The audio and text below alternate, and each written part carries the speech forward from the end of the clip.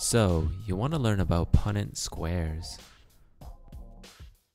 Punnett squares were first derived by British zoologist Reginald C. Punnett, who also founded the Journal of Genetics alongside William Bateson in 1910. Before we continue, let's define a few key terms first. Genes in humans contain two alleles, one from mom and the other from dad. These alleles pair up to form you and your traits.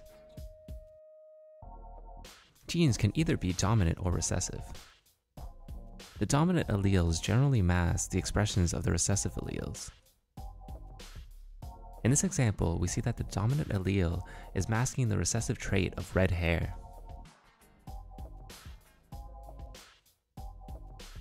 Having two alleles that are the same in a gene, either double dominant or double recessive, is termed homozygous. But having two alleles that are different, one dominant and one recessive, is called heterozygous. Let's look at an example of a blue-haired couple who have decided it is time for them to have a baby. Both are heterozygous for the blue-haired trait, symbolized by big R, little r. So let's set up the Punnett square and add the genes from dad on top and the genes from mom on the side. Crossing the alleles, we can see all the possible combinations of genes for the baby.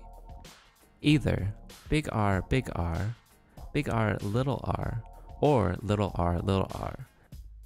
This forms what is called a genotype, which is all the possible gene combinations.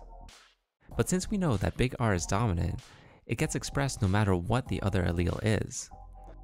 So out of all the possibilities, only one will have the red afro, the double recessive, aka little r. This is called phenotype, a ratio of expressed genes.